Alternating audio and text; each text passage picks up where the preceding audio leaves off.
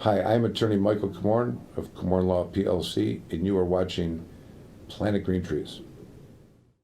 Here's Michael Comorn with more Planet Green Trees.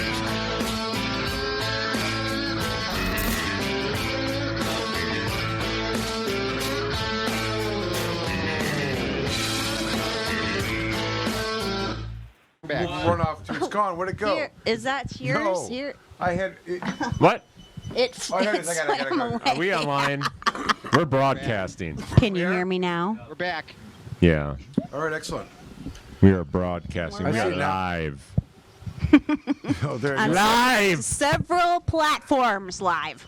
We're back. Okay, so our guests Which are with may us. or may not have Or did they- previously Or did they crashed. take the opportunity to run for the hills like they should have? Who's with us? We've got to do a head check Head because we're not sure who ditched Who's with us us? over the break. Alan. We got 15 minutes left, so we're running short on time. We got two. David Radoy joined us, I understand. We're not I saw- running short on time. What do you mean? We're not? Okay. We're going. We all- have we're all going all kinds night. of time. Alan, are you still there? I mean, David Radoy, are you still there? I mixed you guys up a lot. I think he stepped away for a second. What? David. Come on.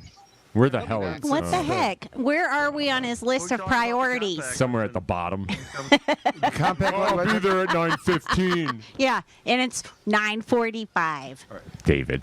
Jamie, you think we should talk about the Compact Act? I mean, Yes. Andrew's on here as a guest. He's been waiting through another. We're just teasing, Let's do it. teasing, We're just teasing. teasing. Jamie, it's There he okay. is. It's okay. There he is. It's all Who, right. David? Yeah. All right, hey, by the way, we're talking about something else with Jamie. You guys are talking to Rudoy. I'm talking to Jamie. We're trying to get the story on the compact law. Let's talk about that for a second. Jamie, what is it that you want to know, and how can our guests assist you in that answer?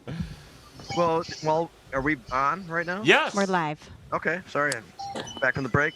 We've been back on the break. Go ahead. Okay, I don't know what's going on. Neither do I. We were at some point, I think during a break, we were kind of talking about that, and Andrew brought it up, and I know that it's been like discussed and some headlines of it, but no real action ever taken or real attempts to do anything, and we thought that it would be something interesting to describe on air instead of saving it for the in-between stuff. And I know that Andrew's got other stuff that he wants to talk about as well. And it takes like 3 states, I believe, in order for there to be an agreement, in order to get something like that started. Is that right?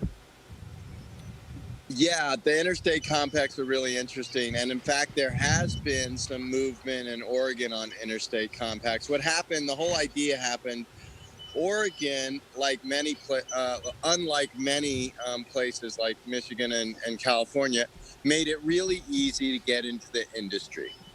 So if you're a grower, it was really easy to get in. If you wanted to open a retail, it was not hard to get in. So Oregon did a much better job of having a streamlined system that people could get into.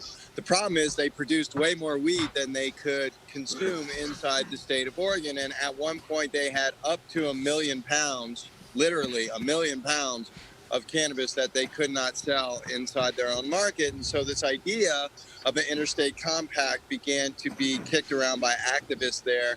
And lo and behold, there are mechanisms in the law for interstate compacts. So, for example, if you go to Las Vegas and you get busted for DUI, but you live in Kentucky, and the state of Nevada wants you to pay some kind of debt to the state of Nevada, there's an interstate compact between Kentucky and Nevada that says you can pay that debt to Nevada in Kentucky.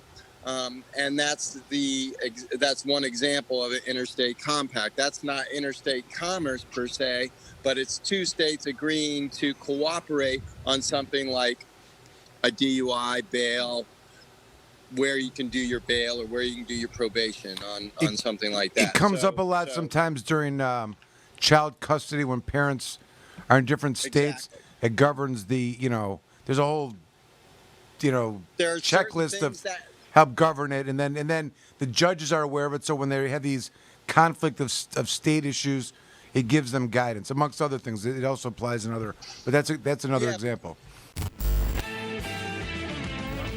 The Planet Green Trees Show.